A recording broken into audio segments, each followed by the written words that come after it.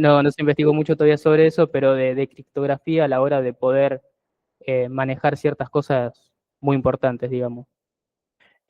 Bueno, está enfocado a la conectividad, como dijimos antes, el IoT, la parte de Bluetooth, Wi-Fi, Ethernet, también al CAN bus, bueno, USB.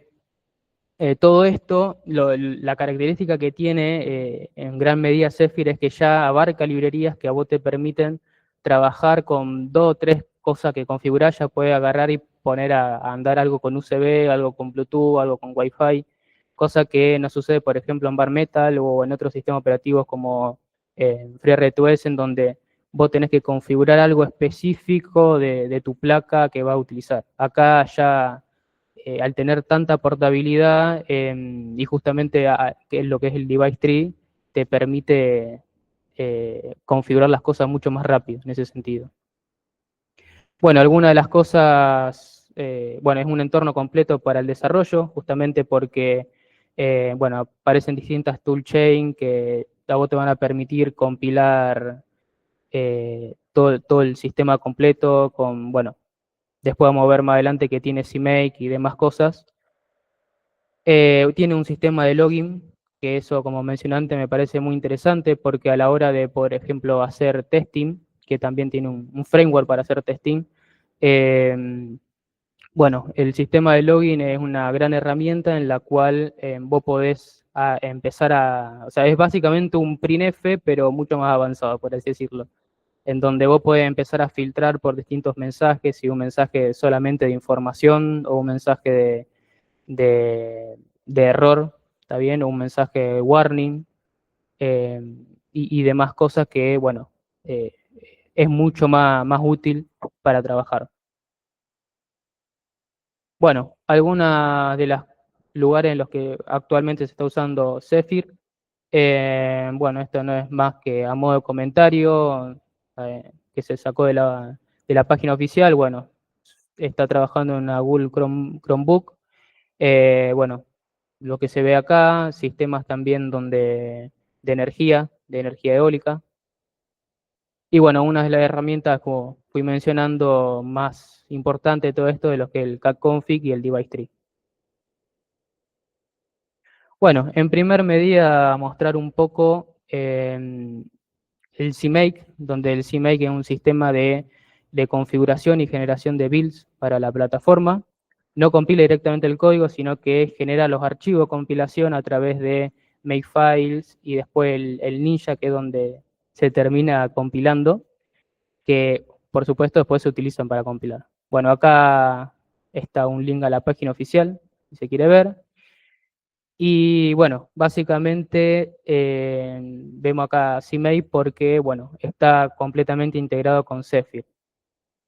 ¿Qué es lo que permite CMake dentro de Zephyr? Bueno, configurar las arquitecturas, si se va a usar ARM, RIXB, que es hoy una de las más, de las que está empezando a tener también más auge, que es RIXB.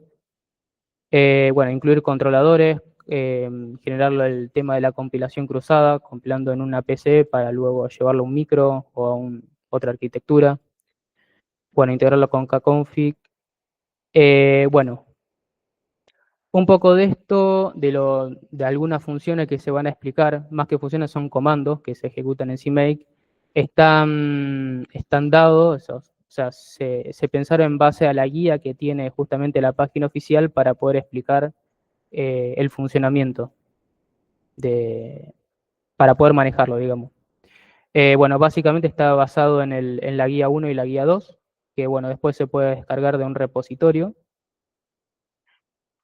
Y bueno, vamos a lo que es. Bueno, todos los proyectos que incluyen CMake siempre empiezan con lo que es un archivo que se llama cmakelist.txt, que es ahí donde van a estar todos los comandos necesarios para poder empezar el proyecto. También los archivos estos CMake, bueno, empiezan con un CMake minimum require, perdón mi inglés por la de antemano, y bueno, la idea es que básicamente esto compile eh, teniendo en cuenta la mínima versión que se requiere para que el sistema ande como tiene que andar, digamos. Luego se establece lo que es el nombre del proyecto a través del project y entre paréntesis se pone el nombre que va a tener el proyecto. Después también se pueden poner distintas cosas, por ejemplo la versión, el lenguaje que se va a utilizar de programación, etc. Después, por último, aparece lo que es, en un momento uno tiene que decirle dónde va a estar el ejecutable, en dónde está, dónde va a correr el main, y bueno, básicamente se hace con el add ejecutable, que bueno, tiene el mismo nombre que el nombre del proyecto y después, bueno, el archivo fuente. Bueno, un poquito la idea de esto, de estas primeras dos partes, de estas primeras dos guías, es mostrar como máximo cómo se puede llegar a configurar una librería. Entonces, esto ahora voy a mostrar un pedacito de lo que es la guía 2. La guía 1 era básicamente configurar eso, en donde, bueno, se tiene acá el archivo, perdón, el step 1, o sea, la guía 1, el cmakelist.txt, que es lo que se ve acá, y acá las configuraciones que fuimos mencionando antes. Una que, bueno, me faltó mencionar es esta, que es el target include directories, que, bueno, básicamente pones el nombre el mismo nombre que tiene el proyecto, que se suele hacer. Public, básicamente public lo que permite es que cuando vos heredes este archivo de CMake list, bueno, es visible todas estas configuraciones en los siguientes archivos heredados. Y después, bueno, le decís dónde están los archivos .h, ¿está bien? Bueno, eso es lo que sería la primera guía, que bueno, correspondía a lo que fuimos viendo recién. La segunda guía, o sea, lo que tiene de bueno esto es que vas pasito a pasito, te va mostrando cómo empezar a utilizar cada uno de los comandos. Básicamente esta segunda guía se encarga de, bueno, se tiene acá un archivo main, donde, bueno, hay un include. Ese include va a ser la supuesta librería que nosotros queremos llegar a incluir en el proyecto final. Y el inMain, que bueno, hará ciertas cosas, creo que calculaba una raíz cuadrada, etcétera, o mostraba los datos por pantalla. Pero bueno, no viene al caso porque, bueno, no, no es lo que queremos ver en este caso que es lo que hace, sino cómo empezar a incluir los distintos archivos. Bueno, la librería se encuentra en este subdirectorio que es Match Functions, en donde ese subdirectorio, a su vez, bueno, aparte de tener los .c y los .h, tiene otro CMake list que podríamos pensarlo como si fuera un CMake list secundario o propio de la librería. Básicamente lo que le dice ese CMake list es, bueno, quiero añadir una librería y esa librería tiene el siguiente nombre, que es matfunctions, y incluye los siguientes archivos fuentes, que es matfunction.cxx y mysqrt.cxx. Luego nos vamos a lo que sería el CMake principal, ¿está bien? Que ya no se encuentra acá, sino que se encuentra en el propio directorio. Y igual que antes, bueno, aparece un CMake, una versión mínima de CMake, el nombre del proyecto.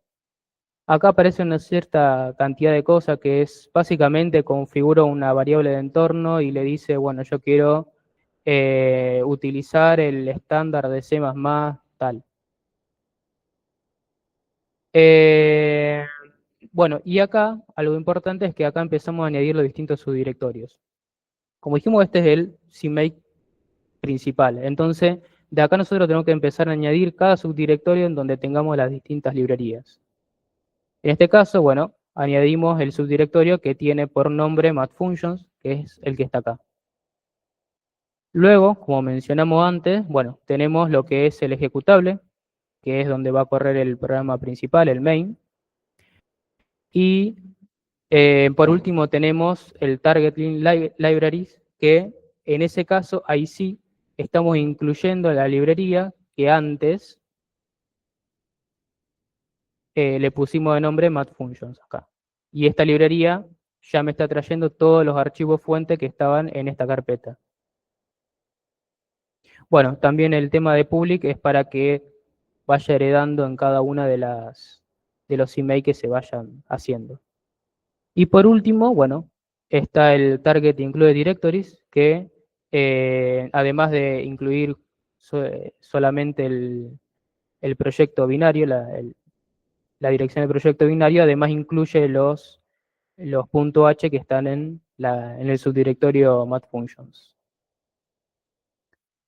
Bueno, eso por el lado de CMake. No sé si por acá hay alguna pregunta. Bueno, lo que está acá en la presentación es básicamente lo mismo.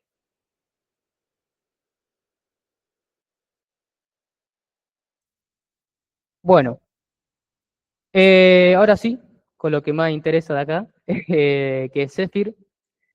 Bueno, básicamente en esta presentación consideramos que, bueno, ya se tiene un mínimo conocimiento de lo que es un hilo, lo que es una tarea, lo que es un semáforo, una cola de datos, un timer por software, y básicamente lo que está enfocado esta presentación es cómo utilizarlo, teniendo en cuenta el concepto, cómo llevarlo a cabo en otro sistema operativo, que en este caso es Zephyr. Lo que se vio a lo largo de la materia, bueno, hasta el momento fue FreeRTOS, eh, que bueno, lo vieron con Daniel, y bueno, ahora básicamente es aplicar el mismo concepto, pero de otra forma. Y bueno, tendrá ciertas particularidades que tiene propiamente este sistema operativo. Bueno, empezando con el tema de los hilos, bueno, un hilo es justamente un objeto del núcleo que se utiliza para procesar ciertas aplicaciones, acciones que si uno quisiera ejecutarlo en un ICR o en un in-main, bueno, serían o muy largas o, bueno, si está ejecutada en un ICR ya sería un problema porque nosotros sabemos que las rutinas de interrupción deben ser lo más cortas posible. Bueno, entonces, ¿qué hacemos?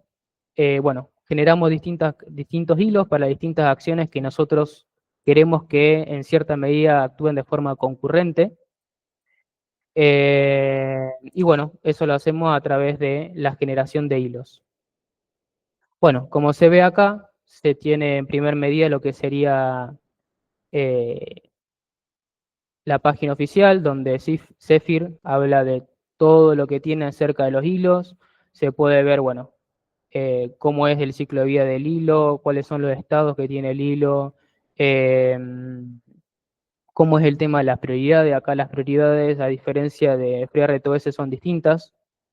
Ahora lo vamos a ver. Bueno, también en este caso, bueno, Zephyr abarca un conjunto más de características en los hilos que vos a los hilos les podés decir, bueno, yo sé que este hilo va a ejecutar, por ejemplo, código en el cual eh, hay cálculos de puntos flotantes, entonces, bueno, ese hilo se tiene que de alguna forma manejar distinto. Bueno, eso se lo decís justamente con esta opción. Bueno, y después está el tema de la implementación, cómo se implementa un hilo, que puede ser estático, dinámico, y bueno. Y por último, las distintas APIs que provee el sistema. Bueno, bueno, ¿cuáles son las propiedades que tienen los hilos? Bueno, en primer medida, esto es bastante parecido a FreeRTOS. Eh, el hilo tiene que tener una memoria, una stack, en donde, bueno, yo le asigno una determinada cantidad de stack de forma estática, así, justo. Y entonces, bueno, toda esa cantidad de espacio es asignada solamente para esa tarea, para ese hilo o tarea. Bueno, al igual que pasaba con FreeRTOS, que tenía un Task Control Block, acá tiene un Thread Control Block, que básicamente se encarga de ver en qué estado está el hilo, cuántas tags le queda, si está listo, si no está listo, si está esperando, y todas las particularidades que uno puede querer manejar en una traza de ese hilo. Bueno, también necesita una función de entrada. A diferencia de lo que pasaba con FreeRTOS, la función de entrada ahora no acepta solo un parámetro, sino que requiere tres parámetros, tres punteros void, es una particularidad. Bueno, También los hilos tienen distintas prioridades, a diferencia de FreeRTOS, las prioridades acá van al revés, es decir, el hilo que tiene la prioridad más baja es un hilo más prioritario, valga la redundancia, y el hilo que tiene prioridad más alta cada vez es un hilo con menos prioridad. Bueno, lo mismo que comentaba antes, que ahora los hilos tienen una serie de opciones que te permiten justamente darle una particularidad, un tratamiento distinto a ese hilo. Y esto es lo mismo que también apareció en FreeRTOS, que bueno, le das un tiempo hasta que el hilo inicie. Y un modo de ejecución que, bueno, básicamente estas dos cosas están medias juntas, pero bueno, vos podés decirle al hilo que esté en modo usuario o modo superusuario, una especie de lo que pasa con Linux. Como esto está muy enfocado en ese ámbito, bueno, básicamente quisieron de cierta manera replicar lo mismo. Bueno, acá un poco comentar cómo pasan de los distintos estados que tiene un hilo. No me voy a centrar mucho en explicar todo este proceso porque es muy parecido a lo que está en FreeRTOS, si no es por decir casi el mismo, pero sí lo que me interesa destacar, bueno, que si yo quiero borrar un hilo, bueno, básicamente tengo esta función de acá, si quiero abortar un hilo, tengo esta acá, thread abort. Esto no es muy recomendado, generalmente se aborta un hilo cuando hay un error bastante grave, por ejemplo, un puntero a nulo, un puntero, perdón, que no tiene referencia. Bueno, si yo quiero suspender un hilo, justamente utilizo esta función. Si quiero recuperar un hilo que está en modo suspendido, bueno, básicamente lo cambio por resume. Y algo también que voy a usar constantemente es el delay, que yo puedo darle un hilo, en donde en este caso puede ser en milisegundos o en microsegundos. Bueno, ¿cómo es la creación de un hilo? Bueno, un poquito de lo que va a aparecer en las siguientes diapositivas. Yo suelo poner así recursos, en donde esos recursos son las distintas funciones o parámetros o constantes que se van a ir utilizando para, para poder manejar lo que se está haciendo, básicamente. Bueno, uno de los recursos es justamente el kthread create. Esto es muy parecido a lo que estaba en FreeRTOS, donde poníamos betas delay, betas create.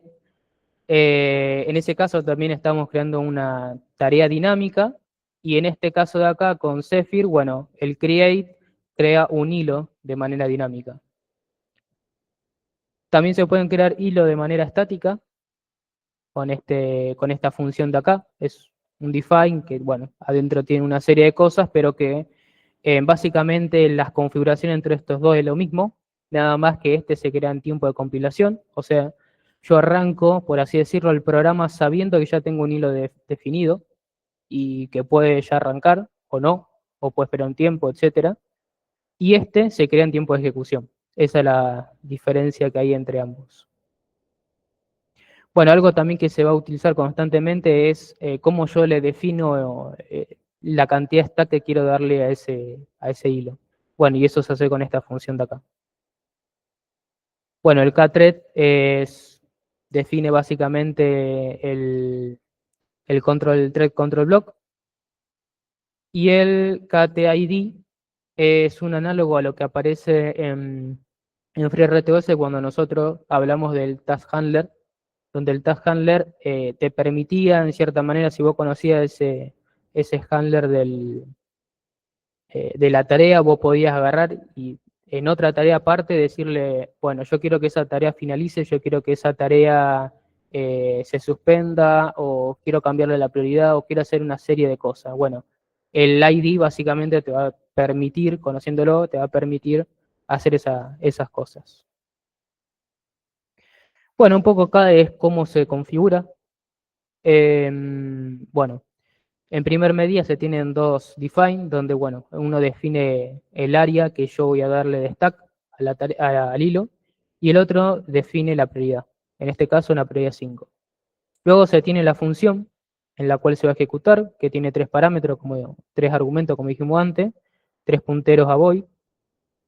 Y después se tiene,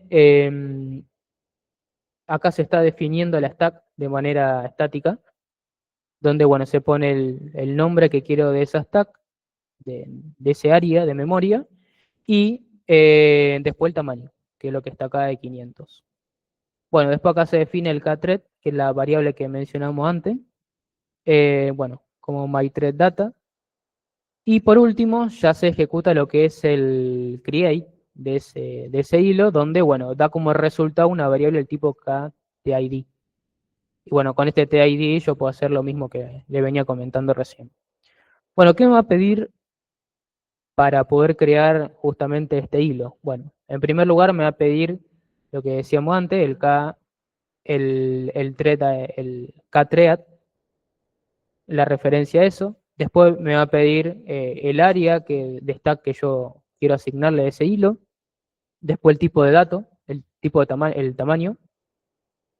Bueno, después la función en la que se va a ejecutar ese hilo. Después el valor de los punteros, en este caso tengo 3 porque son 3 punteros.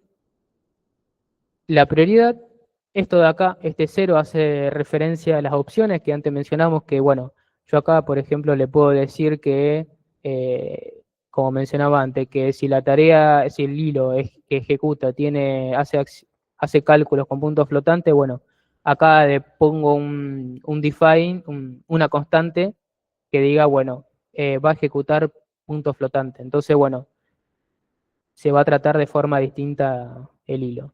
Y este, bueno, lo que mencionamos antes, el start delay, es el tiempo que hasta que inicia a correr el hilo.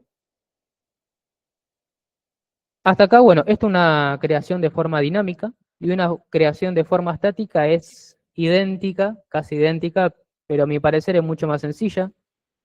Bueno, también te pide, en este caso te empieza pidiendo el TID, que todo esto que está acá no hace falta, no se define una variable aparte que diga TI, myTID con el tipo de dato kTID. No, directamente acá ya pones el nombre que vos querés de esa variable.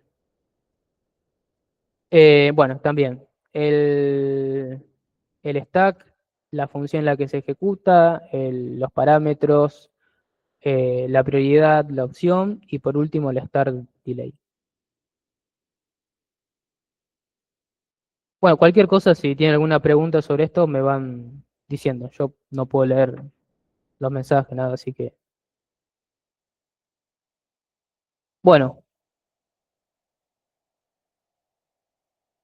con el tema de las prioridades, bueno, ya venía comentando algo antes. Lo que no comenté es que, bueno, acá tienen la característica de que las prioridades pueden ser de valores positivos, siempre enteros, pero valores positivos, valores negativos. Según se trate de uno u otro, el hilo se comporta distinto. Si el valor es negativo, el hilo se va a pensar como que es un hilo de tipo cooperativo. Esto quiere decir que cuando este hilo esté corriendo, solamente va a dejar de correr en cierta medida cuando ese hilo ceda el recurso o sea, justamente ceda el núcleo, o sea, por sí mismo deje de decir, bueno, voy a dejar de correr. ¿Está bien? Ese es el modo cooperativo y se da cuando la prioridad es negativa.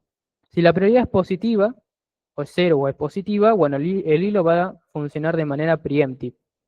O sea que ese hilo, aunque esté corriendo, puede ser que deje de ejecutarse si hay un hilo de mayor prioridad, de la misma o de mayor prioridad, que esté listo para correr. O por un hilo cooperativo también. Bueno, acá un poco una línea de prioridad en cierta medida, una línea de tiempo, pero para prioridades, en donde, bueno, más a la derecha, cuanto más grande el número, bueno, más baja la prioridad, y cuanto más chico es, bueno, más alta la prioridad.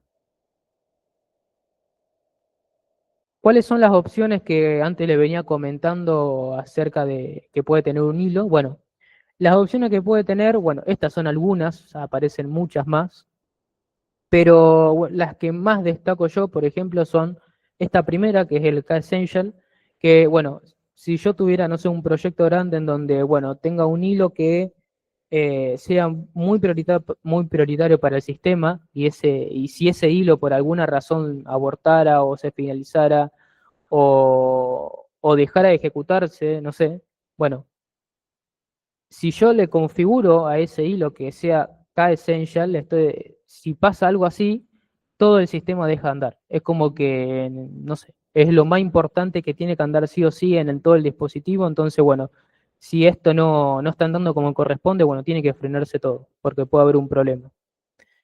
Y el otro que le comentaba antes, que me parece también bastante interesante, este del punto flotante. Este de acá que dice KUser, bueno, te permite también ejecutar el hilo de dos formas, como mencionaba antes, de forma en modo usuario, en modo superusuario. Por defecto vienen todos configurados en modos, por así decirlo, superusuario. O sea, básicamente a vos te va a permitir, no sé, desde otro hilo borrarlo cuando está así. Pero cuando está en modo usuario, bueno, es como que está cada vez más restringido a las características propias que puede hacer. Bueno, hasta acá el tema de hilos. La idea es mostrar un ejemplito básico de cómo se configura, que no es nada más ni nada menos que lo que ya venía comentando. Bueno, acá tengo todo el ejemplo. Bueno, creo que primero voy a mostrar un poco cómo es el tema eh, de la extensión, porque estamos trabajando sobre el MSUX Expresso, pero para Visual Studio Code. ¿Por qué lo trabajamos en Visual Studio Code? Bueno, lo trabajamos porque justamente Zephyr no corre sobre el Eclipse, no sé, o algo así. Entonces, cuestión que, bueno, desde la misma página oficial de MSU, bueno, te dicen que descargues la extensión que está en Visual Studio Code. Que bueno, es bastante cómoda y se trabaja bastante bien.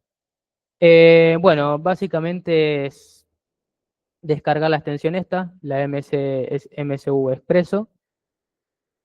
Y después, algunas de las cosas que se tienen que hacer, en primer medida, es descargar el plugin para poder trabajar con Zephyr. Ese plugin se descarga a través de, bueno, tenemos que ir primero a Quick Start Panel y a OpenMSU Expresso Installer. Bueno, y acá ya instalás lo que es el SDK, instalás las librerías para trabajar con Zephyr y abajo se tiene lo que es para trabajar con cada uno de los, ay, no me sale la palabra, bueno, pero para poder compilar. Una vez que esto está instalado, ¿Quiénes son los drivers para el sí, debug, los digamos? drivers para trabajar. Y lo que te permiten interfacear con el debugger. Claro, claro. Bueno, una vez que se tiene eso, nosotros tenemos que bajar el repositorio de Zephyr. Para poder bajar ese repositorio, nos vamos acá a Import Repository y, bueno, básicamente acá nos va a aparecer Zephyr y nos va a aparecer todas las versiones que tienen. Yo en este caso, de las versiones que he descargado, la que más me pareció más trabajable y la que se recomienda es esta, la main. Entonces, bueno, le pones importar, te trae todo el repositorio, todo lo que sea necesario y bueno, ya tenés para trabajar con Zephyr. Una vez que se tiene todo el repositorio, bueno, lo único que queda restante es cómo cargo algún ejemplo para poder trabajarlo. Bueno, en Projects, acá, en este simbolito de ahí, me va a aparecer todos los ejemplos que ella trae cargado. Bueno, acá se tiene el repositorio, el SDK, acá le vamos a decir la placa en la que vamos a trabajar, y acá, bueno, básicamente cargas, no sé, un Blink, algún ejemplo con PWM, lo que sea que vaya a trabajar. Yo siempre recomiendo empezar algún proyecto siempre de un ejemplo porque ya viene todo, de cierta manera, preconfigurado, que es lo más importante. Bueno, volviendo al tema del ejemplo de cómo configurar hilos, bueno, cuando nosotros importemos un proyecto, básicamente va a aparecer esto así, en donde por un lado se va a tener, bueno, configuraciones de Visual Studio Code, todos los puntos JSON para poder trabajar. Bueno, la carpeta source, donde se tiene el main.c. Y acá algo importante que mencionamos antes es el CMake list, ¿está bien? Por eso de acá que en cierta manera se integra con FreeRTOS, con FreeRTOS, con Zephyr. Bueno, fíjense que básicamente es muy sencillo, por lo cual no hacía falta entrar en demasiados detalles, nada más, bueno, te pide la versión mínima, algunos paquetes para encontrar el repositorio, el nombre del proyecto, que en este caso, como lo saqué, todo lo fui haciendo desde el ejemplo del Blink, bueno, quedó el nombre del proyecto Blinky, pero bueno, esto se puede cambiar por el nombre que quieran, no hay ningún tipo de problema. Y después, bueno, acá un link a lo que son las distintas fuentes. Este target source es básicamente lo mismo que lo que habíamos visto antes, no me acuerdo el nombre, el LAD ejecutable. Que bueno, básicamente le dice dónde está el main. Bueno, ¿qué otras cosas son importantes de acá? Bueno, otras cosas que aparecen, bueno, además del main, acá, bueno, aparecen overlay, que en este caso no se está utilizando, después sí se va a utilizar. Este overlay a vos te permite, como dijimos antes, bueno, posee archivos que son de device tree. El device tree a vos te va a permitir configurar y decir qué hardware tenés en la placa. Y en base a ese hardware vos podés decir, bueno, yo por ejemplo tengo un ADC y ese ADC en el pin tanto quiero que, no sé, esté en modo diferencial o esté en modo simple. Quiero que tenga conversión continua o quiero que funcione con interrupción. Bueno, todas esas cosas se lo voy a decir a través del device tree.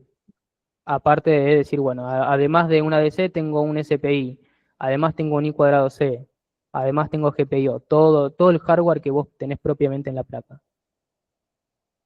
Y los archivos overlay a vos te va a permitir sobre esa base que ya te da que uno no configura porque ya vienen preconfiguradas de base, en cierta medida te dan todas las librerías. Cuando vos querés hacer ciertas configuraciones por encima de eso, usás un archivo overlay, que es lo que está acá. Bueno, esto se va a ver mejor después en el ejemplo del ADC, donde ahí sí, nosotros, vamos a mostrar algo rápido, sí configuramos el ADC por sobre las configuraciones base que ya tiene. O sea, bueno, la resolución, dónde está la referencia, si está habilitado o no, generalmente viene deshabilitado todo, porque, bueno, por consumo de energía y demás viene deshabilitado. Entonces vos acá le pones status, OK, y bueno, y se habilita el módulo, el hardware.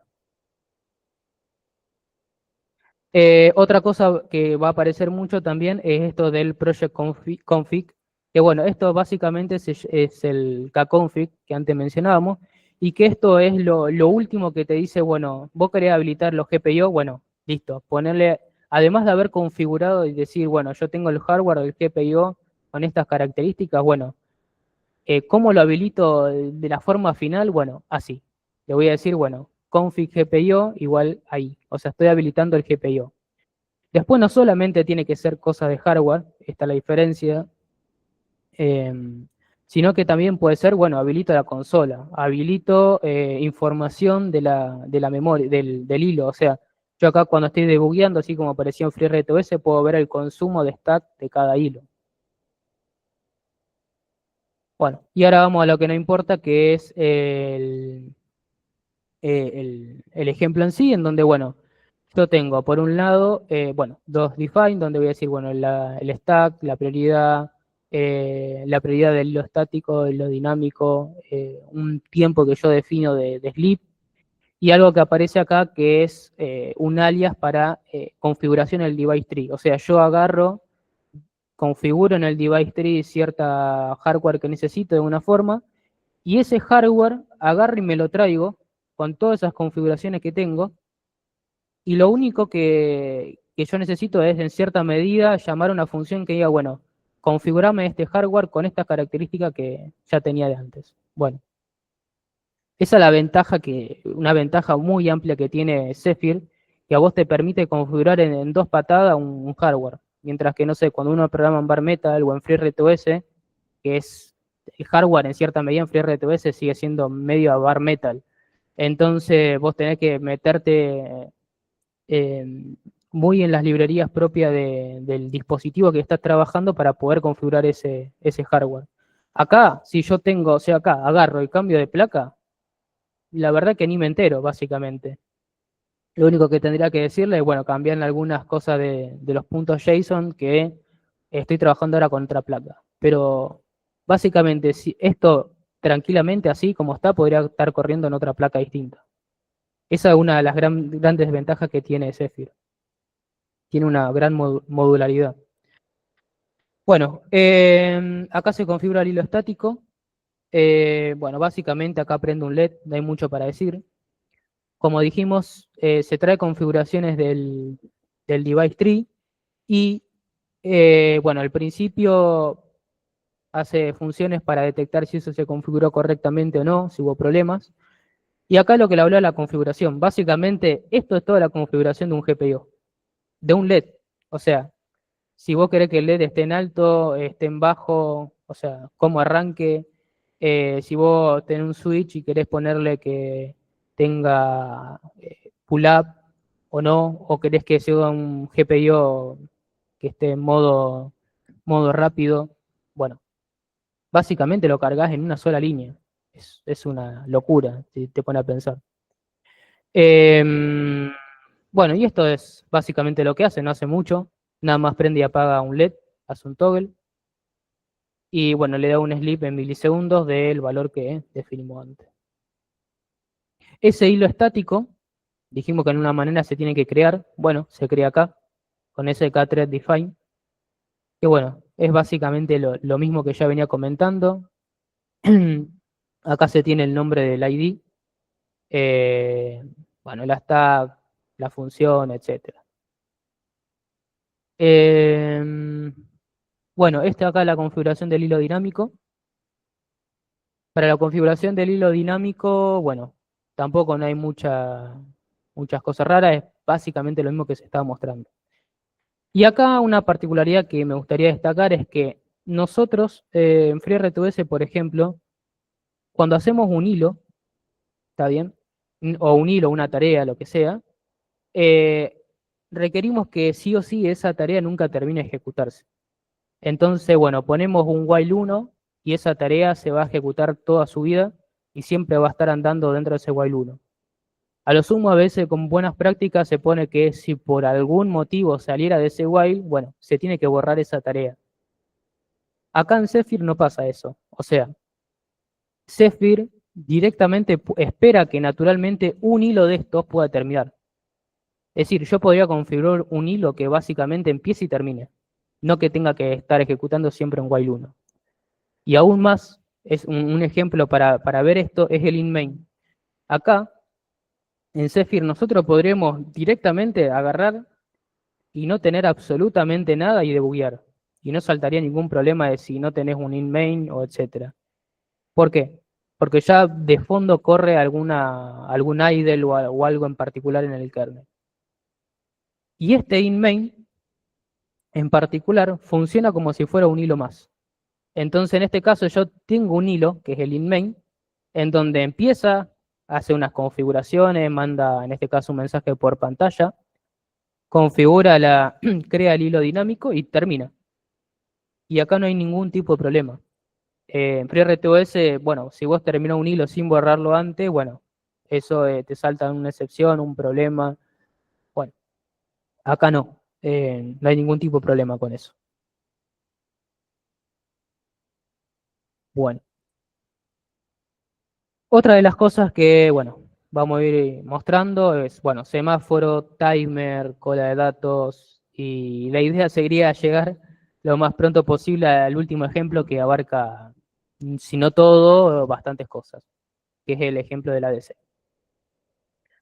Entonces, bueno, ahora continuamos con el tema de semáforo, en donde, bueno, se tiene con semáforo, así como pasaba en FreeRTOS, este caso sería el análogo a un semáforo counting en FreeRTOS, donde, bueno, vos tenés un contador de la cantidad de, de lo disponible que está el semáforo y tenés un límite para indicarle cuál es el máximo que puede tener. Bueno, Algo que pasaba que me resulta muy interesante acá cuando lo empecé a utilizar es que en FreeRTOS, cuando vos querías hacer algo en en una ICR, por ejemplo, dar un semáforo o no sé, lo que fuera, tenías una API dedicada a decir, bueno, eh, si querés usar querés dar un semáforo en la ISR, bueno, tenés que poner, no sé, semáforo give from ISR. Acá no hay ningún tipo de problema con eso. O sea, básicamente la misma función que vos utilizás para dar un semáforo eh, en un hilo la usás en el ISR y no hay ningún tipo de problema. Bueno, un hilo puede tomar un semáforo, también puede pasar que varios hilos tomen un semáforo, de lo cual el que tenga más prioridad y haya estado más tiempo, todas esas cosas se miden en lo que es lo que antes mencionamos, el thread control block, va a ser el que primero se desbloquee, por así decirlo, ¿no? Siempre que no, el semáforo no esté disponible. Bueno, un poco los recursos, las funciones básicamente que se utilizan. Es muy parecido, casi todas las cosas son muy parecidas. Siempre tenés un K, guión bajo, semáforo, hilo, timer, lo que fuera, y para la función. Y después tenés guión bajo más, si es init, si es stop, si es lo que fuera. ¿Está bien? En este caso, bueno, y además de eso, muchas de las cosas se puede configurar de forma estática y de forma dinámica. Y también son casi todas prácticamente iguales.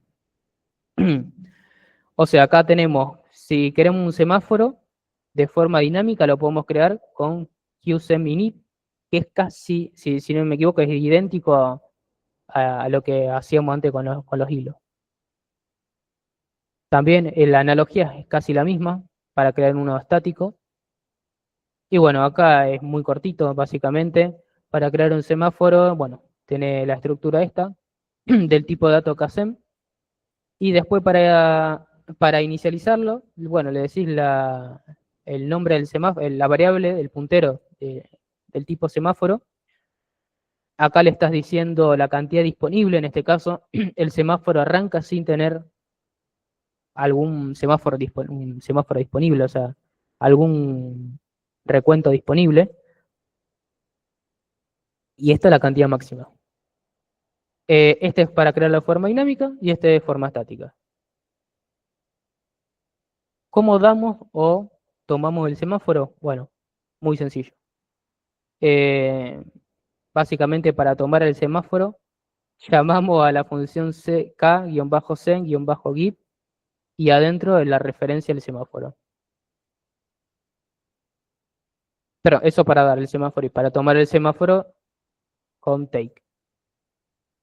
En este caso se espera que, bueno, acá se tiene lo siguiente.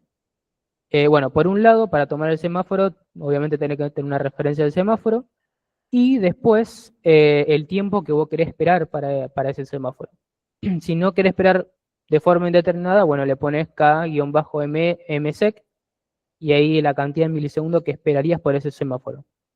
Una vez que se termina ese tiempo, bueno, continúa. Si ese tiempo finalizó, ¿bien? Y no se tomó el semáforo, bueno, da una serie de respuestas esta función. Se tienen tres respuestas. La primera es, si da 0, es porque el semáforo se pudo tomar correctamente. Y si no, después se tienen, vamos a verlo acá mejor, dos respuestas más, en donde una corresponde a, a un tiempo de sin espera, por así decirlo, y otra es el timeout por esperar. Nada más.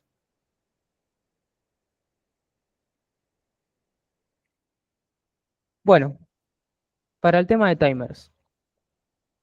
Bueno, básicamente un timer uno lo utiliza para poder medir de alguna forma un determinado tiempo.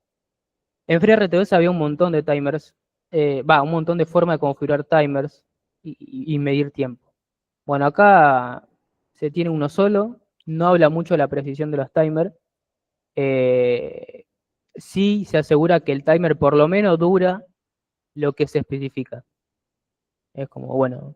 No hay mucha información respecto a los timers en este caso. Bueno, algo que a mí me gusta mucho de los sistemas operativos en tiempo real es el tema de los timers, justamente porque a vos te permite configurar en timer es muy sencillo.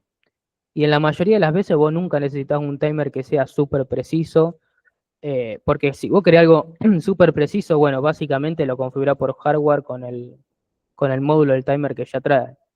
Pero si vos querés medir algún tiempo en específico, no sé, hacer una secuencia de luces o lo que sea, no te va a poner a configurar todo el hardware, ¿entendés?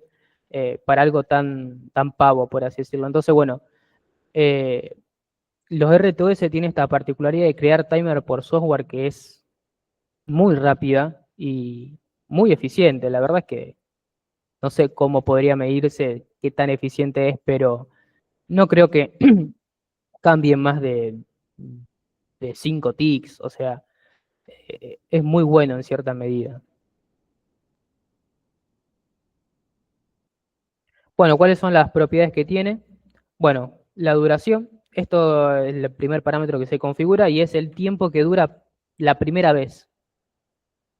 Después se configura el periodo y ese periodo funciona una vez que ya terminó la duración. O sea, vos primero configurás la duración, por ejemplo, quiero, como dice acá, si al principio le configuro una duración de 200 y después un periodo de 75, bueno, el timer expirará primero después de 200 milisegundos y a partir de entonces 75 milisegundos después. Si no quiero configurarle un periodo, bueno, le pongo cannot wait o forever.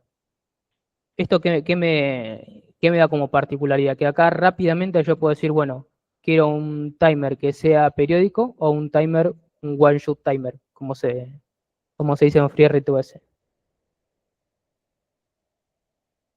Acá me gusta, acá tiene varias cosas, una en particular que me gustó bastante, bastante de los temas de los timers.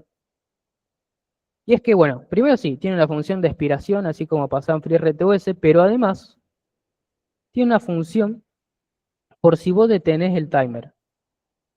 Una función de callback por si lo detenés. Y eso, bueno, me pareció bastante útil a veces en ciertas circunstancias, donde uno puede tener, no sé, que por alguna razón pararlo y ejecutar alguna acción, alguna acción como, no sé, cambiar flags y demás. Y bueno, es una función así sería recontra útil, me parece. Bueno, después también esto tiene, que no, la verdad no parece demasiado interesante, pero bueno, puedes contar cuántas veces expiró el timer y no lo leíste en cierta manera. ¿Cómo es la implementación del timer? Bueno, los recursos que se utilizan, lo mismo que decía antes, K-bajo y lo que quieras configurar. Timer init, el timer define. Bueno, si quiero comenzar el timer start. Si lo quiero detener, stop. Bueno, acá se tiene la configuración. Básicamente para configurar un timer es muy sencillo. Como mencionamos antes, bueno, necesitas la estructura del tipo KTimer, la función callback en la que se va a ejecutar. Acá tenés el timer ID, que es la misma función callback al estilo FreeRTOS. Y después, bueno, para inicializarlo, también este es un timer que es dinámico y este que es estático. Para crear ese timer dinámico, bueno, le pasás estas cosas de acá. Lo primero es el tipo de dato, la función callback. Para finalizar, esta sería la función callback cuando expira, y esta de acá, la que aparece en null, sería la función de callback cuando se detiene.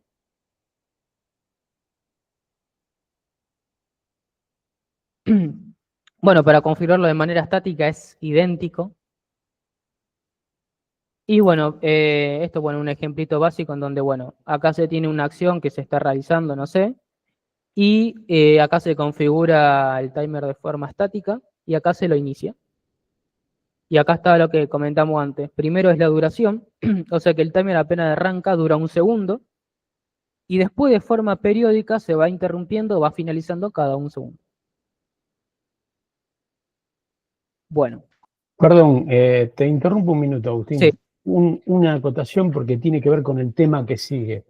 que es la creación estática o dinámica. Ustedes habrán visto de que Agustín les contó sobre los threads, sobre los timers, sobre varios objetos distintos que permite crear el sistema operativo y que presentan dos formas de crearlo, una estática y una dinámica. Eso es muy importante y ustedes van a entender, creo, definitivamente por qué usaría una en lugar de otra cuando veamos el módulo que sigue, que es tratamiento de errores. En particular, lo estático, uno lo define antes de compilar el programa. Es decir, que de alguna manera uno se asegura que si el programa compila, no va a generar ningún error cuando después lo ejecute. Un objeto que se crea en forma dinámica, sea un thread, sea un timer, puede dar un valor erróneo de retorno porque, por ejemplo, el sistema operativo, digamos, no tiene, en un caso muy hipotético, no tiene más capacidad de crear threads porque se quedó sin RAM. Entonces eso, en el caso de la creación dinámica, les crearía un error de ejecución. Eso lo vamos a ver muy en detalle en el próximo módulo, digamos, lo que empieza la semana que viene. Perdón. Sí, bueno, justamente con eso, acá no sé si fue este caso, no. Bueno, ya que estamos, podemos mostrar rápidamente el del timer. Yo por ahí los paso para después llegar al último por el tema del tiempo, pero bueno. Bueno, ahí está justo lo que decía recién José Luis. Cuando uno, bueno, crea de forma dinámica, generalmente eso que vos creás de forma dinámica te puede volver un tipo de error. O un tipo de, alguna manera de poder evaluar si eso se pudo o no se pudo crear por falta de RAM, por falta de lo que sea. Entonces, bueno, acá, por ejemplo, algo muy básico para hacer es, bueno, si yo quise crear un hilo y ese hilo no se pudo crear porque, por ejemplo, le asigné demasiada stack o no tiene mucha stack el microcontrolador, bueno, te devuelve un error y, bueno, la idea es que nosotros, en cierta manera, pongamos un mensaje por pantalla o a veces se suele hacer assertions, donde bueno, el programa queda ahí porque, por ejemplo, es muy importante y si no se crea esa tarea, bueno, estamos como en un error fatal, digamos. Bueno, esto un poco del ejemplo del timer es, se crean dos ejemplos, dos timers, uno periódico y otro único de un solo tiro, como dice acá, one shoot.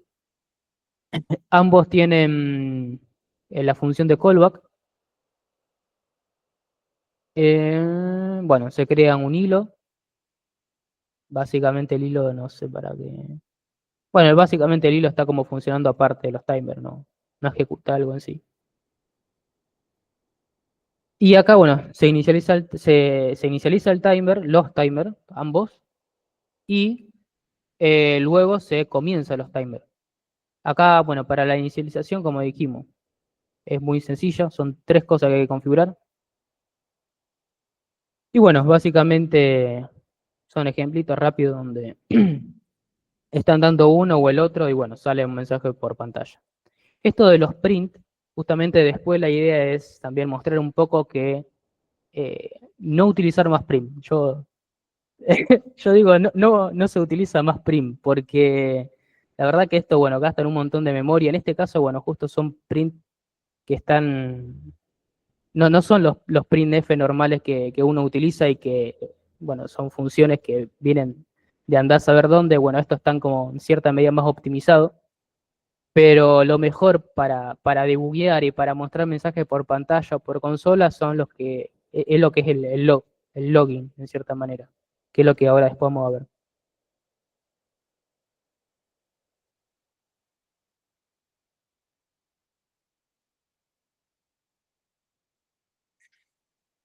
Bueno, para el tema de cola de datos, acá es muy parecido. Acá las colas de datos, al igual que pasó con FreeRTOS, se pueden configurar si vos querés una cola de tipo FIFO o una cola de tipo LIFO. Bueno, también se encuentran, como dice acá, la referencia donde está la información que voy sacando en la página oficial. Y algo que me gustó bastante de esta escuela de datos que tiene Zephyr, a comparación de FreeRTOS, es que nosotros vimos que, bueno, vieron que en FreeRTOS las colas de datos se pasaban los valores se pasan por referencia. Eso, como tal, bueno, primero que ocupa más stack. Si yo tengo funciones, bueno, ejemplos que me ha tocado hacer a mí, donde yo, por ejemplo, configuraba una tarea y esa tarea, bueno, de alguna manera tenía que ir a leer una cola de datos. Bueno, vos en cierta manera todo eso empieza a ocupar cada vez más stack. Si vos lees mucha cantidad de cola de datos dentro de una tarea, cada vez necesita más stack porque va acumulando más información. Y toda esa información es porque justamente se pasaba por valor. Acá lo que tiene Zephyr es que esa información se pasa por referencia. Y eso tiene una recontraventaja que, primero, es mucho más rápido que pasar por valor. Segundo, es más eficiente, pero la desventaja es que no podés perder el puntero, en cierta manera, donde está referenciado, porque si no, bueno, eh, evidentemente cuando vayas a leer o cuando vayas a hacer o cargar el dato, bueno, eso va a dar un, un error por puntero sin referencia. O sea, es una ventaja muy buena por un lado, pero por otra no tanto. O sea, lo tenés que saber manejar bien, eso es a lo que voy. Bueno, acá es un poco de lo mismo, es un ring buffer, un buffer circular. Tiene una cantidad de elementos definidos, tipo de datos.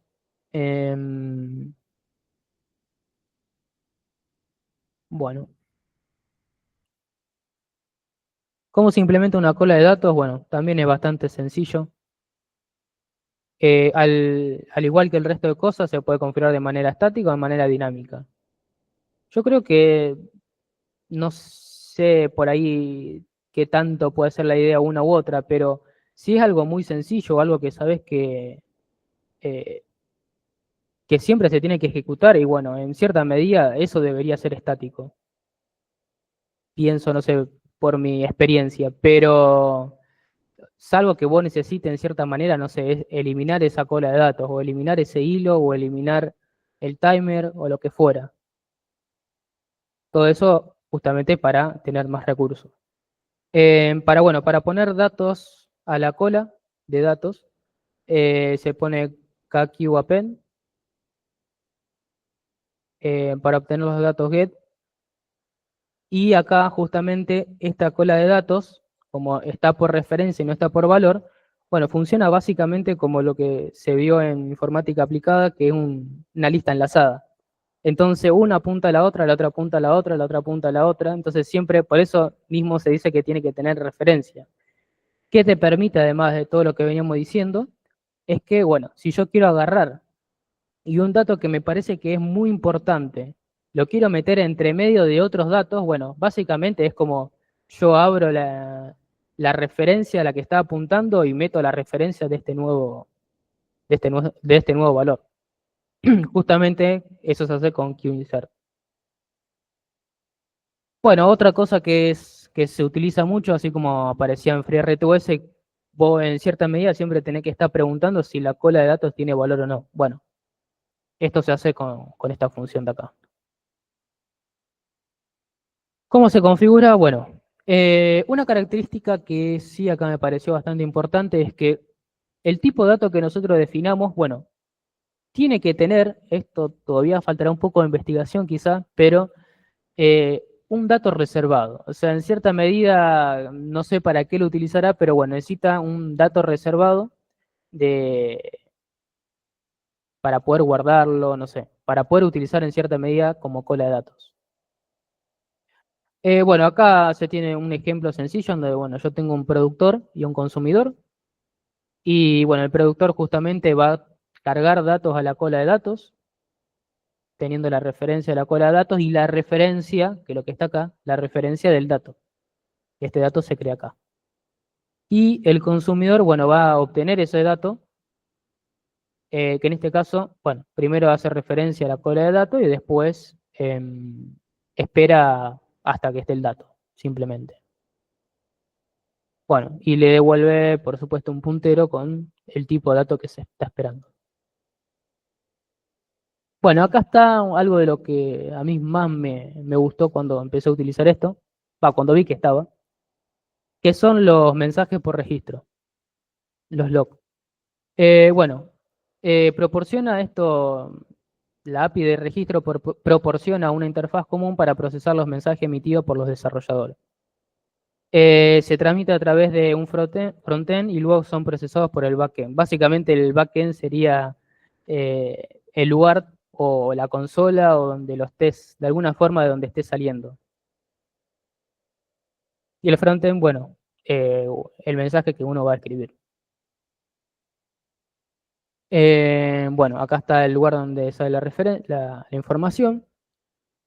Bueno, y acá, importante, se definen al estilo de lo que parece cuando uno va a hacer testing, cuando uno va a hacer, cuando está, por ejemplo, Linux. En Linux vos, por ejemplo, podés ir mostrando la distinta verbosidad de los datos de salida. Y acá pasa exactamente lo mismo. La idea es que, bueno, yo tengo los niveles de verbosidad, en este caso son 4, justamente porque hay 4 estados disponibles. El estado de error, estado de advertencia, de información y depuración. Van así en orden, justamente como están. El más grave de todo es el error, después advertencia, información y por último depuración. Esto a veces, según donde estés trabajando, pueden estar intercambiados. Me parece. ¿No? Bueno, característica importante de esto es el filtrado. O sea, yo puedo decirle que si, por ejemplo, puse un montón de log info, porque yo estuve debugueando, estuve tratando de resolver un problema, etcétera, que estaba teniendo, bueno, y para no borrar todo eso, agarro y pongo el filtrado a nivel de error grave o a nivel de advertencia. Entonces me va a mostrar solamente por pantalla estos dos. Y este de acá, que metí 800.000 cosas, bueno, no me lo va a mostrar. Eso es bastante útil. Bueno, una API dedicada para volcar los datos, soporte para variable de punto flotante, eso justamente se utiliza en el ADC. Se tiene que configurar y decirle justamente en el archivo donde antes vimos que se llama project config, ahí que sería el kconfig, se le dice, mirá, voy a usar el log, quiero habilitarlo y además quiero habilitarle que los mensajes que salgan sean de punto flotante. Entonces, ¿qué hace? Bueno, de alguna manera se encarga de optimizar ese código para que salgan valores de punto flotante, porque si no, no los muestra. ¿Está bien? O sea, ya lo optimiza previamente y no los muestra.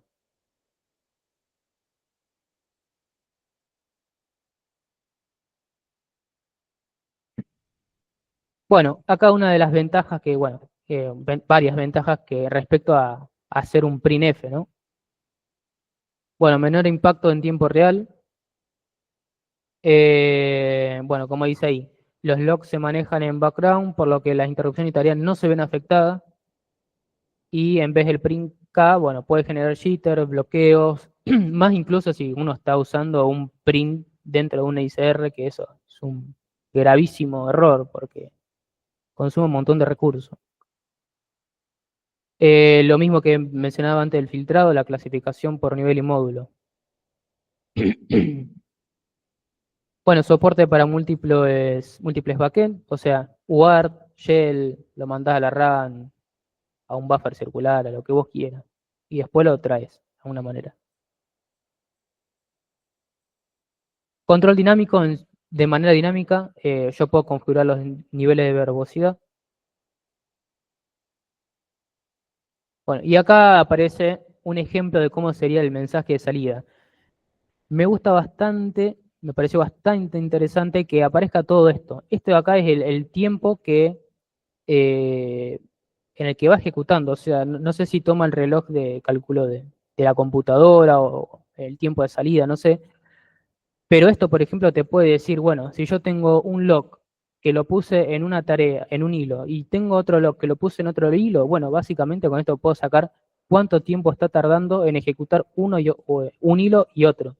Bueno, bastante interesante. Esto de acá, el info, bueno, acá va a cambiar por error, por warning, por debug. Y esta acá es, esto que aparece acá, antes de los 2 puntos, es el módulo. que uno lo tiene que definir. Estoy diciendo, estoy trabajando en este módulo que es el main, o puedo también crear instancias como submódulos, ir generando cada vez más capas de abstracción, más encapsulamiento, y después, bueno, el mensaje que yo quiero.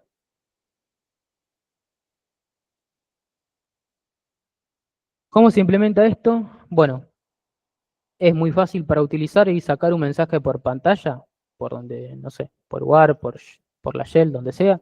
Es bueno, básicamente poner log, guión bajo, info, error, warning, debug, lo que vaya a salir. Bueno, acá están cada uno. Bueno, faltó el del info. Esto acá es lo que comentaba antes, el main. De alguna forma vos tenés que definir el módulo en el que estás trabajando. Esto está bueno cuando yo tengo, por ejemplo, muchos archivos. Entonces quiero sacar algún mensaje por consola y quiero saber de qué archivo está viniendo. Entonces le digo, bueno, el archivo del ADC, le pongo que el nombre sea, no sé, ADC. Cuando estoy en el main, le pongo que sea el main. Entonces, en los mensajes de acá abajo, de atrás, va a aparecer ADC, main, no sé, PWM, lo que sea, según cada uno de esos módulos, de dónde esté saliendo la información. Y el nivel es para configurar la verbosidad. Bueno, esto como dije antes, se tiene que configurar después habilitarlo en cierta medida. ¿Cómo lo habilito? Bueno, a través del kconfig. Se pone kconfig log, igual ahí, el nivel del nivel de verbosidad y para dónde va a salir el mensaje. Bueno, este es un ejemplo de cómo se usa, bastante sencillo y recontra útil a mi parecer. Y acá está lo del módulo. El nombre que vos querés y el nivel, ya desde el principio tenés que decirle el nivel que va a aparecer. Pero esto se puede ir cambiando de forma dinámica. Bueno, ejemplo para este no hay, pero sí se utiliza después en lo del ADC. ¿Qué hora es? Para saberlo. 17. Bueno, ¿alguna pregunta hasta acá? Si no, continúo con esto. Bueno, ahora sí, las cosas también, estas tres últimas cosas son las más importantes de todo esto. El kconfig, que lo mencionaba ya en la diapositiva anterior, que bueno, un sistema, la definición ahí, un sistema jerárquico de configuración que permite habilitar, deshabilitar, ajustar opciones del kernel, driver, librerías, sin modificar nada del código fuente. O sea, yo no toco nada del código fuente, es un archivo aparte que me dice, bueno, habilito este hardware, habilito esta configuración, habilito, no sé, si voy a hacer tracing de, del, de los hilos, habilito eso. Bueno, el device tree, bueno, básicamente lo primero que está acá ya describe todo, o sea, una descripción del hardware. Una representación estructurada del hardware independientemente del código, ¿está bien? Bueno, indica cómo están conectados los periféricos, qué periféricos existen, qué recursos se usan, etcétera.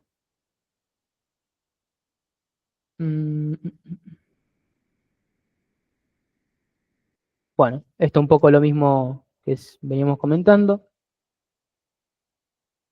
Bueno, en el device tree, también esto ya también lo comenté, se tienen varios archivos. El primero, el que viene de base es el .dts, que son los que vienen de base a través del System on Chip principal.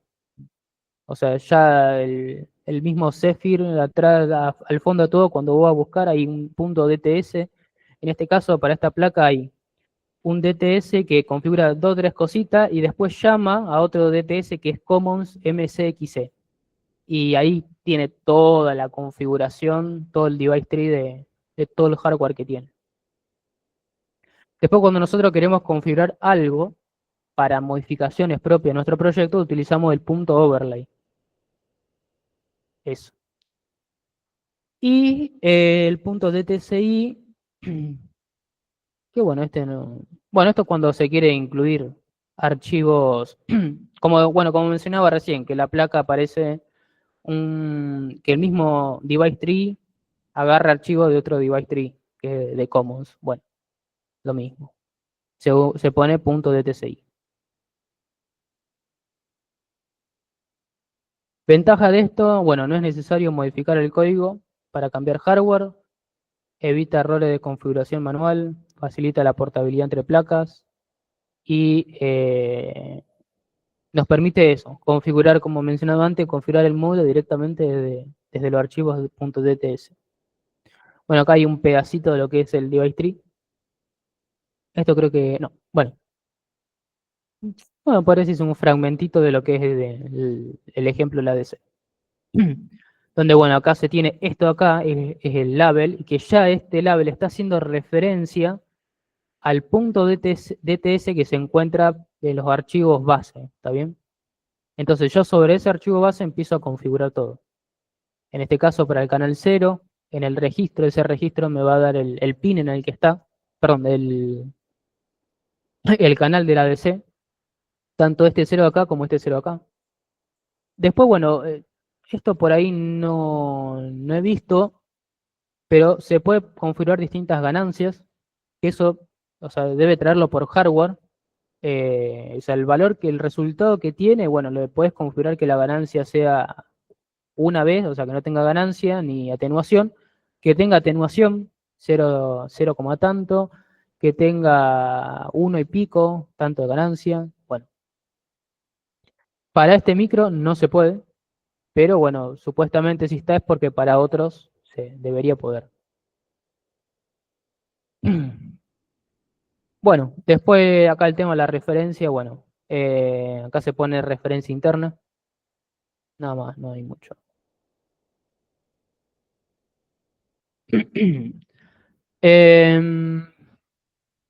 Bueno, esto como modo de resumen. El device tree se utiliza para describir el hardware y su configuración en el momento del arranque, y el kconfig se utiliza para describir qué características del software se integrarán en la imagen final y su configuración. Bueno, y ahí está la referencia. Bueno, ahora la idea sería mostrar un poco el ejemplo del ADC. No sé si este lo tengo cargado, no creo. Tenía cargado uno, no. Bueno, este de acá es el primer ejemplo que había mostrado, el del hilo. Así que bueno, en primer medida vamos a cargar este.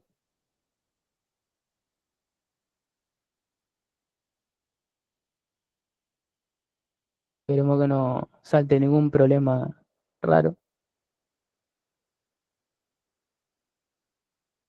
Y de mientras que se va cargando lo voy explicando.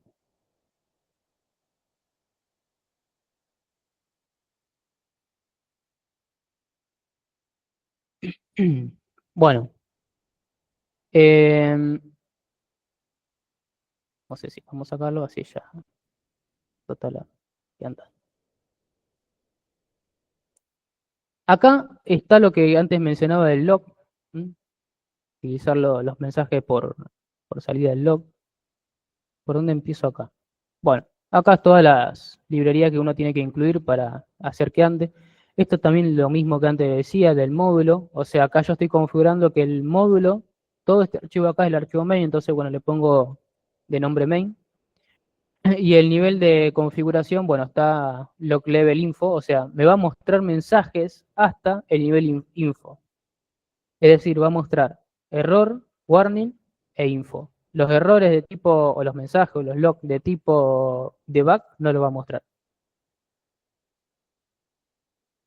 Bueno, acá lo más importante es la configuración, esto que decía del device tree. El device tree, bueno, acá configuró el overlay, donde estos son parámetros propios que se tienen que configurar en esos valores específicos. Y acá, bueno, el canal, estamos viendo la temperatura, por lo cual se tiene que utilizar en este micro el canal 26. O sea, y eso, o sea, viene en referencia a algo que quiero decir. No es que teniendo esto vos no vas a tocar nunca más una hoja de datos. O sea, eso no te va a escapar porque, bueno, es necesario.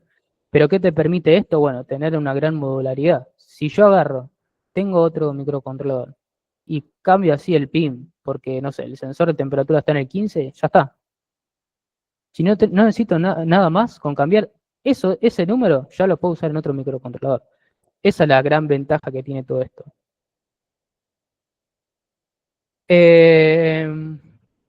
Bueno, demás configuraciones, bueno, la ganancia en 1, o sea que no tiene ni ganancia ni atenuación. La referencia de tensión en BDD. Esto del tiempo de adquisición para hacer el sampleo. La resolución de 12 bits. Y acá, bueno, se pone si la entrada es positiva o negativa. Bueno, esto es más que nada si, o sea, acá se configura en positiva el canal que vos estás midiendo. Pero si yo tuviera, lo puedo poner en modo diferencial, por ejemplo, eh, yo puedo configurar así, si no me estoy equivocando, bueno, me lo voy a compilar ahora, pero bueno, así yo ya estaría, por ejemplo, habilitando el canal en modo diferencial. Y para medir en modo diferencial yo necesito dos canales, por supuesto. Entonces, bueno, ahí yo debería hacer esto además. Debería poner negative y el canal 27 o el que fuera. Entonces, bueno, ahí estoy configurando cada uno de el canal en modo diferencial. En este caso está configurado en modo simple, pero bueno, no es más que cambiar eso, no hay que hacer más nada. Con eso ya está configurado en un modo u otro. Bueno, acá respecto al kconfig, aparecen todos estos, vamos de a poco. En primer medida para habilitar el GPIO, eso solo. Después para habilitar el ADC, el único que se necesita es este de acá no, o sea, con poner config ADC ya basta. Este es necesario si se quiere utilizar interrupciones, que bueno, no se llegó por el tiempo, pero si se quiere utilizar interrupciones y tirar el ADC de manera asincrónica, bueno, configuras este de acá.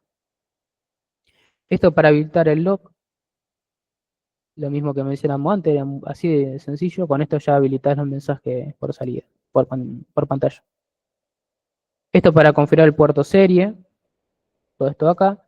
Y como dijimos antes, es necesario, acá van a ser valores flotantes por la temperatura, entonces, bueno, de alguna manera vos le tenés que decir que habilite la salida para punto flotante. Y eso lo hacemos con estos dos de acá. Con esto te va a salir el valor por punto flotante. Bueno, y estos dos no, esto era para probar unas cosas, pero quedaron ahí. Bueno, ¿cómo está el programa hecho en sí? Acá básicamente se utilizó timer, hilos, bueno, el ADC y semáforo. Esas cuatro cosas son las que se utilizan. Entonces, se tiene bueno, esto de acá, esta primera configuración de acá, nosotros antes configuramos el ADC en el device tree, en el overlay ese que vimos antes. Vamos a ponerlo así. Ahí está. Nosotros configuramos todas estas cosas acá y le dijimos cómo queremos que se comporte el hardware para que haga lo que tenga que hacer. Entonces, de alguna manera tenemos que traernos todos esos datos. Así como antes en un momento mencioné para el GPIO, bueno, acá es básicamente lo mismo, pero básicamente lo mismo. En este caso, lo único que tiene de diferencia es, bueno, cambia el API, es decir, ahora pones ADC, DT, SPED, GET, DT por device tree, y después, bueno, acá tiene otra nomenclatura porque utilizamos un alias, entonces, bueno, le pones cFire user. Entonces, cuando venía acá, pones cFire user. Pero nada más que eso. Bueno, acá lo que se tiene el buffer donde se está cargando el valor del ADC que se va leyendo. Bueno, es necesario configurar una secuencia. Esta secuencia básicamente le dice dónde está el buffer y el tamaño del tipo de buffer. En este caso es IN16. Bueno, después acá tenemos como variable global la temperatura que se va a mostrar. Esto lo puse de manera global porque, bueno, no me acuerdo. Ah, bueno, porque estaba utilizando, quería probarlo hacerlo con puntero y demás, y bueno, quedó quedó así. No sé si era tan necesario al final. Bueno, acá configuramos el semáforo, que como mencionamos antes, una configuración bastante sencilla. Acá ya estás definiendo el semáforo de forma estática. El nombre del semáforo empieza sin valor de recuento y como máximo, el límite máximo 1. Acá definimos un timer. El timer me parece que es dinámico, si no me equivoco. Sí, sí, el timer es dinámico. Y bueno, acá ya tenemos las funciones primero para el hilo, que le llamamos thread function, thread temp, y la función de callback para el timer. Acá estamos definiendo el hilo de manera estática. Y después, ¿qué más? Bueno, acá tenemos la función de conversión de temperatura, que no es más que, bueno, el valor del voltaje en milivoltio, bueno, es el valor del ADC que va leyendo, multiplicado por, en este caso, 3300, porque es la referencia de tensión, sobre 4096. Y después, bueno, acá convertí según la hoja de datos, bueno, hay que poner el valor de 25 grados menos una resta sobre la pendiente que es 1,60 y pico, 1,62. Bueno, acá se tienen las configuraciones del ADC, esto es interesante. Nosotros dijimos al principio de todo, dijimos, bueno, vamos a traernos el valor del ADC y esas configuraciones del ADC que están acá, y lo guardamos en esta variable que se llama ADC Channel, que es del tipo ADC de tspec. Entonces, bueno, como primera medida, lo primero que hay que hacer una vez que te trae las configuraciones del device tree es preguntar si está listo. ¿Por qué? Porque con esto ves si está bien configurado. Si algo no se puede hacer con el hardware que tenés, ¿está bien? Eh, o no se realizó bien, demás cosas. Eh, bueno, después se requiere configurar el canal, que es lo que está acá. Bueno, algo que por ejemplo me sucedió en esta parte de acá era que la referencia, por ejemplo, antes, ¿qué sucedía? Acá en este ejemplo, bueno, no se ve mucho, pero ahí dice que el ADC tiene una referencia interna. Ese es supuestamente el que está por defecto, pero ¿qué pasa? Eh, Parece que el nombre, no sé, de alguna manera es distinto y acá en esta placa le tenés que poner ADC ref BDD1. Bueno, y esa sería como la referencia interna. Entonces, bueno, o sea, lo que voy es como que en cierta medida no es capaz de tener que leer la hoja de datos para saber, bueno, qué es lo que en verdad estoy configurando. Em, bueno, y acá un mensaje de error por si no llega a poder configurarse. Esto, por ejemplo, me sirvió un montón, justamente porque veía que estaba debugueaba y no se podía configurar y constantemente esto, bueno, sirvió un montón. Porque aparte esto aparece en rojo, entonces como que ves rápidamente, muy visual, que algo no corresponde. Bueno, esto acá la configuración de la secuencia de inicialización, y no es más que, bueno, traerse los datos que estaban arriba de secuencia. Bueno, para leer la temperatura es de la siguiente manera. Acá tenemos el main donde, bueno, tenemos un log info que va a informar que va a empezar el proceso de la aplicación en sí, el ejemplo. Bueno, acá se va a configurar el GPIO. Acá iniciamos el timer. eh, Configuramos el timer, mejor dicho, perdón. Configuramos el timer, lo creamos. Y una vez que creamos el timer, en algún momento lo tenemos que inicializar.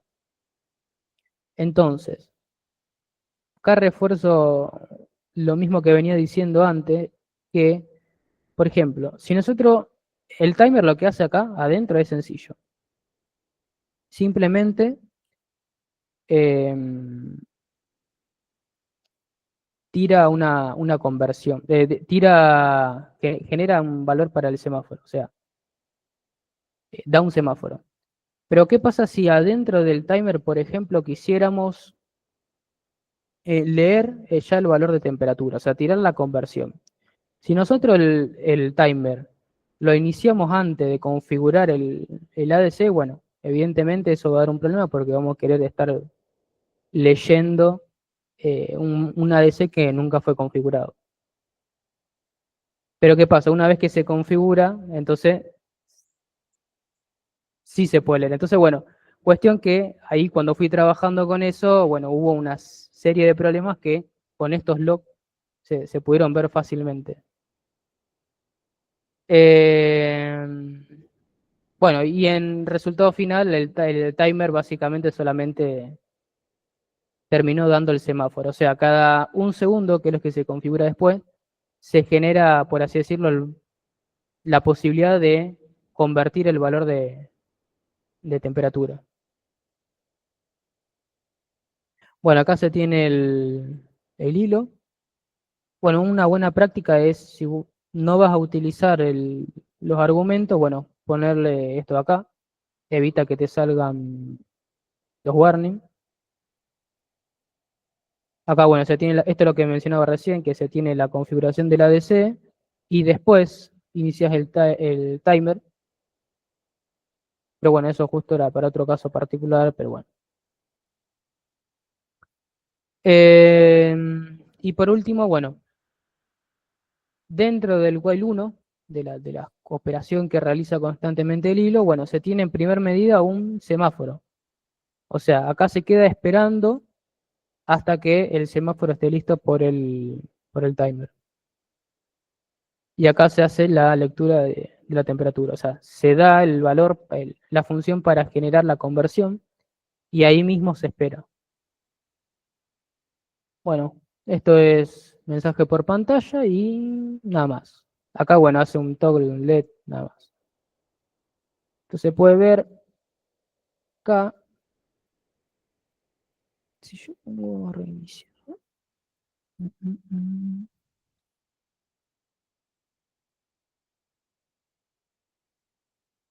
Ahí está. Así no hay que debuguear. Ahí está. Bueno, esto es los mensajes por pantalla, que es lo que le comentaba como iba saliendo. El log info de acá.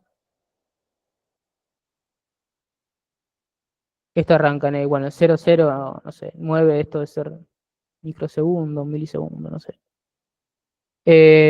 Manda este mensaje, o sea, acá ya te está dando una idea, esto, no sé, depende de dónde se vaya poniendo, te puede dar una idea de cuánto tarda el sistema en arrancar.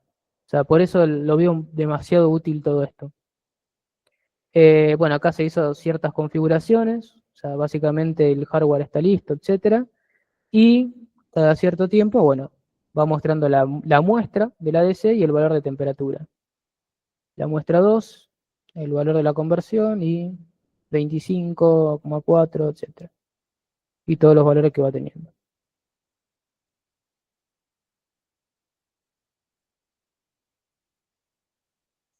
Bueno, y hasta ahí sería la presentación.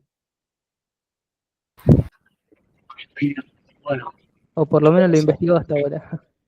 no, bueno, entiendo que por ahí es mucha información junta. El propósito de esta clase era mostrarles un sistema operativo real, realmente muy moderno. Esto es algo bastante nuevo. Está siendo adoptado rápidamente por todos los fabricantes. Y un par de votaciones nomás a lo que dijo. Tiene bastante familiaridad con lo que ustedes se ponen a pensar, con cosas que hemos visto en Linux y que de alguna manera podrían hacer pensar que está relacionado. En realidad comparte cierta filosofía, pero es una creación nueva, digamos. Zephyr como tal se creó con el concepto de ser open source, de ser portable, que es una característica muy importante, o sea, poder usarlo en muchas plataformas de embebidos, y abierto a todo el mundo y a todos los desarrolladores y a todos los que trabajan con embebidos, pero trae también algunas cuestiones, digamos, filosóficas, como por ejemplo, algo muy importante que lo mencionamos por primera vez cuando vimos en la introducción el capítulo, primer módulo que hablábamos de Linux, donde hablamos de la descripción del hardware, ¿no? Que de alguna manera el sistema operativo en el editorio /dev, si usted recuerda, ponía una representación del hardware que tenían. Bueno, si bien la implementación es completamente diferente, Zephyr hace lo mismo con lo que se llama DevTree. DevTree es un concepto mucho más evolucionado, pero parte de esa misma idea fuerza de tener una representación en código bastante más cercana a quien está escribiendo software para esa plataforma, el hardware que está corriendo, sobre el cual está corriendo el sistema operativo. Y básicamente lo que uno tiene son, como explicó Agustín, distintos archivos que te describen todo lo que una placa habilita y el sistema operativo puede ofrecerle a la persona que está desarrollando software. Lo mismo pasa con las prioridades. Ustedes vieron de que, bueno, la misma particularidad que Linux que habíamos dicho en su momento, yo les contaba que un valor de prioridad más negativo significaba que era más importante, digamos, que tenía más prioridad que un valor de prioridad positivo. Bueno, aquí pasa lo mismo, es una cuestión filosófica que comparte. Pero bueno, creo que es muy importante, me pareció una muy buena idea lo que sugirieron tanto como Daniel de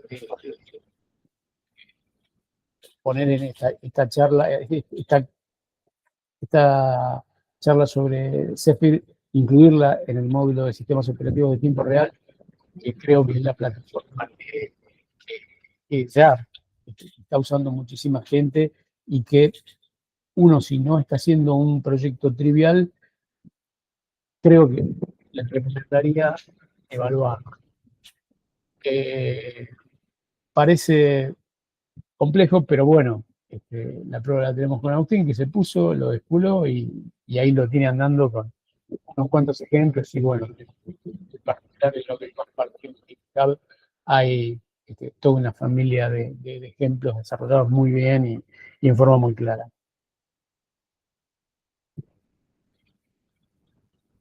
Bueno, sí, sí, tal cual, así como decís. Y esto es, bueno, justamente ahora quería mostrarle un segundito lo que es el tracing de Zephyr. O sea, esto lo tiene tanto también FreeRTOS, es open source esto de acá, o sea, se puede usar libremente y esto, la verdad que a mí cuando empecé a investigar esto de acá, esto es el tracing, o sea, básicamente te dice qué pasó en cada momento.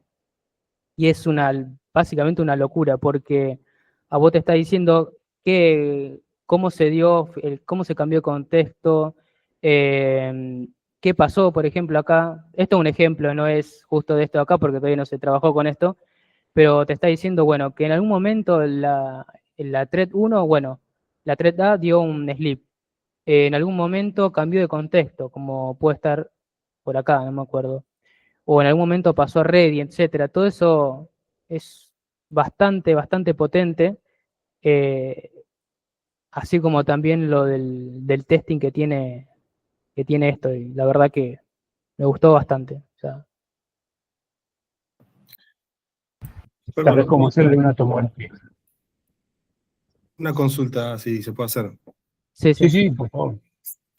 Por ahí, no sé si quizás lo entendí mal, pero ¿cuál sería un poco la diferencia entre el device tree, el overlay, y un HAL que uno ha trabajado con otra placa, en otro ambiente? ¿Es lo mismo? Eh, el HAL, o sea, el device tree como que vos ya definís, definís todo, o sea, definís cómo va a utilizar el propio hardware. Y, o sea, vos en un HAL, por ejemplo, tenés que configurar en cada medida, por ejemplo, para la HAL específica para este microcontrolador, o la HAL específica para este otro microcontrolador. Y en el device tree vos básicamente lo configurás una sola vez para una misma familia y eso ya queda básicamente todo portable. Después, ¿qué más? Bueno, otra característica, lo que mencionaba antes, que con simples configuraciones vos ya tenés todo hecho. O sea, bueno, en el HAL, por ejemplo, en el GPIO tenías que poner, no sé, toda una estructura que te diga si el GPIO estaba en modo rápido o estaba todas las configuraciones que estaba, si quería pull up y demás. Acá eso lo haces en 3 líneas de código. Eso por ahí lo que más veo como diferencia.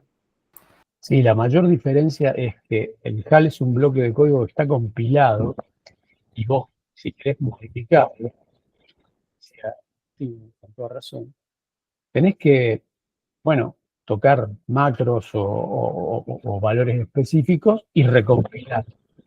En cambio, en el Raspberry lo que hace es tocar un archivo de configuración. Es muchísimo más sencillo y sobre todo mucho más rápido. Tenés que recompilar solamente el archivo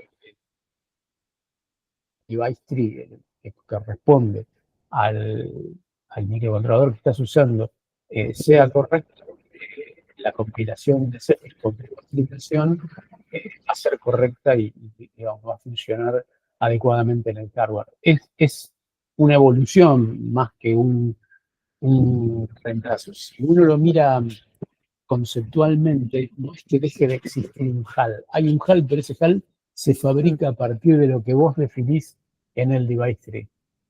No sé si eso puede responder a tu pregunta. Perfecto, sí. Y vos no te preocupás por Pero ese no lo estás HAL. viendo. ¿Cómo, perdón? No te No, que digo escuché. que vos no te preocupás por ese HAL en sí porque ya está todo en cierta medida encapsulado por todas las librerías que trae Zephyr. Y por... Bien, perfecto. Gracias.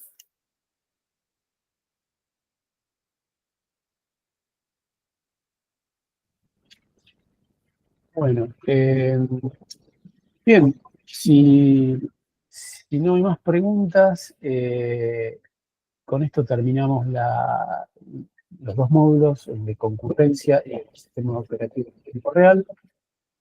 La semana que viene empezamos el módulo de tratamiento de errores, que es, ustedes van a ver una cantidad de, bueno, hoy yo sin un comentario le interrumpí a Agustín en algún momento para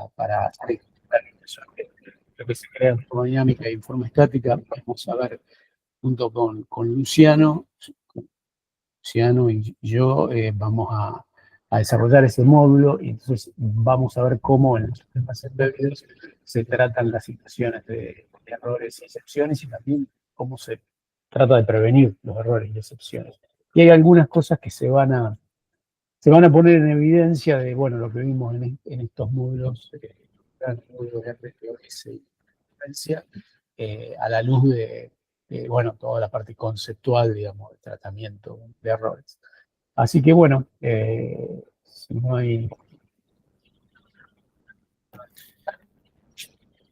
Una pregunta más. Por ahí lo dijeron, la KL46 no está soportada, obviamente, ¿no? Para desarrollar. No, por lo menos en lo que hay como, digamos, cuando vos bajás el repositorio de Zephyr, hay una carpeta que no recuerdo, Boards, creo que se llama, Agustín, no sé si vos te acuerdas, creo que se llama Boards. Sí, ahora Sí, ahí lo- bueno, y no está la KL46. Sí está la 444, que es la que este año incorporamos a las 3 asignaturas de la Secretaría del Área Digital. Básicamente por un tema de, creo yo, de que está discontinuada su fabricación. Lo que no quiere decir de que no se pueda, no vaya a salir alguien que se toque el laburo, armar un device tree y un tal, digamos, para hacer correr Zephyr en KL46, pero creo, porque yo sé, Ahí pasé un link en donde, bueno, básicamente escribí el nombre de la placa o sea, propio de ellos, de la página oficial, le escribí el nombre de la placa y te dice si la soporta o no. Claro. Sí, sí, está bien, todavía está eso. Claro, estaba viendo eso y no la encontraba y digo, bueno, pero perfecto. Bueno, ¿qué va a hacer? Pero bueno, más que nada es por una cuestión de que está discontinuada por el mismo caso, porque nosotros la reemplazamos. Básicamente no porque perdiese utilidad didáctica, sino porque su distribución y caro comprarlo, digamos. Y a alguien les quedaba por ahí en stock que la querían vender a un precio no muy razonable. Pero bueno, más allá de esas cuestiones, cada naturaleza modular y open source que tiene Zephyr, eh, no es imposible que, digamos, alguien se ponga y elabore lo necesario para dar cualquier placa, solo esa. Aunque si te pones a ver los esfuerzos más grandes, están en dos direcciones, digamos, fundamentalmente lo que es arquitectura de red y algo que viene muy fuerte, que es RISC-V, ¿no? Que es una arquitectura abierta de microcontroladores que, bueno, es sumamente interesante por su característica abierta y de no tener una propiedad intelectual que tenés que pagar como en el caso de ARM.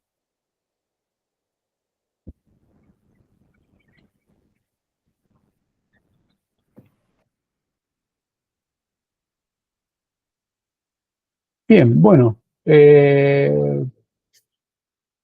si no hay ninguna consulta más, vemos el martes, entonces, próximo a las 15, que bueno, arrancan conmigo la parte de tratamiento de errores y excepciones. ¿El formato virtual? Sí, sí, lo vamos a hacer virtual también. Perfecto. Y si después se puede subir esta clase y, bueno, no sé si las presentaciones.